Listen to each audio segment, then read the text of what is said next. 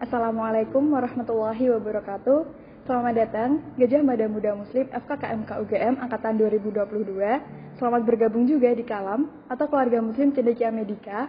Dan juga teman-teman sudah bergabung menjadi keluarga di FKKMK UGM. Dan selamat juga sudah berjuang hingga di titik ini, sehingga sekarang teman-teman sudah menjadi mahasiswa kebanggaan di FKKMK UGM. Wahai calon dokter, calon perawat dan juga calon ahli gizi profesional, gimana keadaannya hari ini? Apakah teman-teman sudah bersyukur?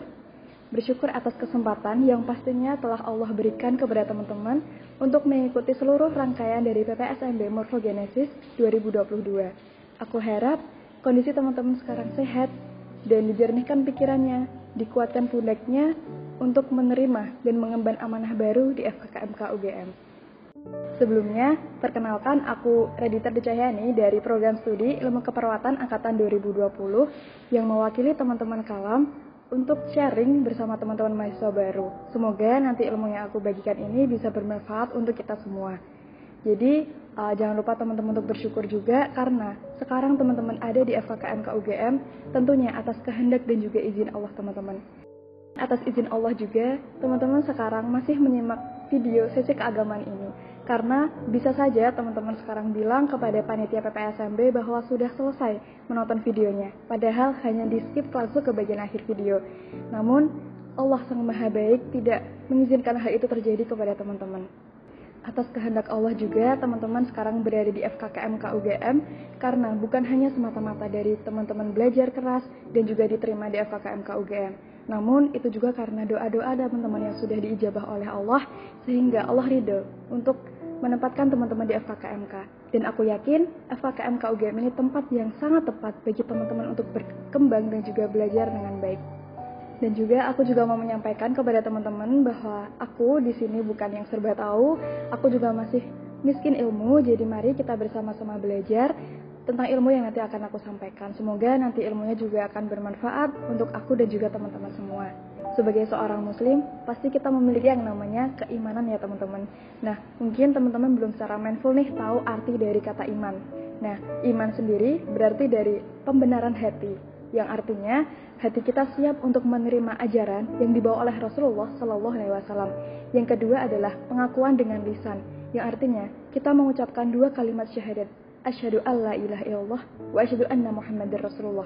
Dan yang ketiga adalah perbuatan dengan anggota badan, yang artinya kita melakukan seluruh ibadah kita menggunakan anggota badan yang masih kita maksimalkan. Jadi, ketiga hal tersebut, yang pertama adalah pembenaran hati, pengakuan secara lisan, dan perbuatan dengan anggota badan itu harus dilakukan secara bersama-sama.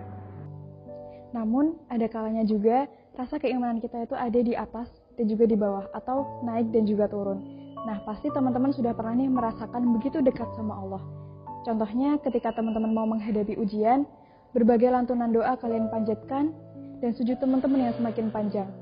Tapi, ketika teman-teman sudah mendapatkan hasil yang kalian inginkan, perlahan-lahan aktivitas ataupun amalan ibadah kita menurun, semangat kita juga ikut menurun, dan tanpa sadar, kita semakin jauh dari Allah. Na'udzubillahi min dzalik ya teman-teman.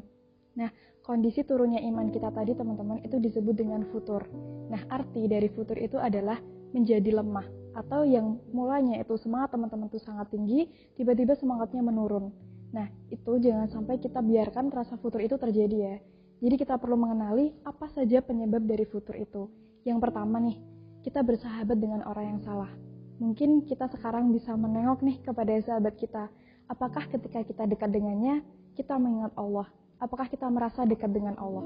Yang kedua, kita melakukan kemaksiatan teman-teman. Karena sejatinya, maksiat itu bisa membuat ibadah kita tak lagi nikmat teman-teman.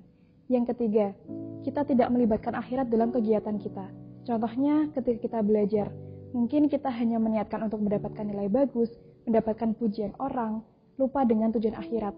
Kita bisa meniatkan untuk mendapatkan ridho Allah teman-teman. Supaya ketika Allah ridho, kita juga diridhoi untuk masuk ke surganya Allah.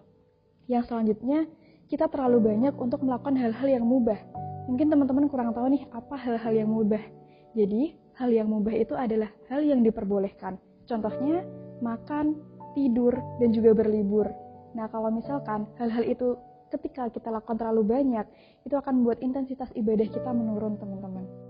Dari penyebab-penyebab yang udah aku sebutin tadi, pasti teman-teman nggak mau ya sampai terjadi futur di diri teman-teman. Jadi kita perlu tahu apa sih bahaya ketika kita sudah mengalami futur. Yang pertama adalah kita kehilangan momentum ibadah kita. Karena ketika kita melakukan hal-hal yang mungkin kurang bermanfaat, itu akan mengurangi intensitas ibadah kita, teman-teman. Yang kedua, semangat untuk dakwah kita jadi menurun. Padahal, kita setiap muslim itu diwajibkan untuk berdakwah, walaupun hanya 1 ayat. Yang ketiga, kita bisa meninggal dalam keadaan futur. Nauzubillahi min dzalik ya teman-teman. Jadi ketika kita merasa futur, segera kita bangkit dari keadaan tersebut. Selain menghindari dari penyebabnya, kita juga perlu tahu bagaimana cara mencegah futur itu sendiri. Yang pertama adalah kita berdoa kepada Allah untuk selalu diberikan rasa istiqomah dalam beribadah. Karena kita tahu bahwa rasa iman kita itu bisa berada di atas dan juga bisa berada di bawah.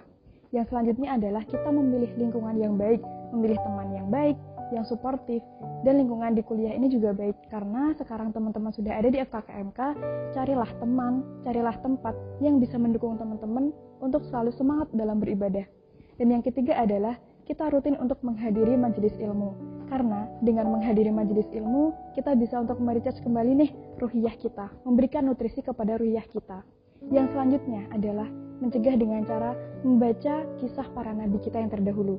Karena dengan mengetahui perjuangan beliau-beliau, kita bisa tahu bagaimana semangat memperjuangkan dakwah, semangat untuk terus beramal dan juga beribadah. Yang selanjutnya adalah kita bisa mengatur ritme ibadah kita, teman-teman. Karena ketika kita melakukan ibadah setiap hari dengan cara yang sama, aktivitas yang sama, mungkin akan timbul rasa jenuh.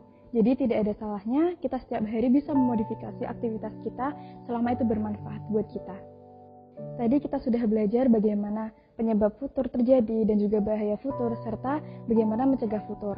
Lalu bagaimana sih ketika kita sedang mengalami futur dan ingin bangkit nih dari rasa futur itu?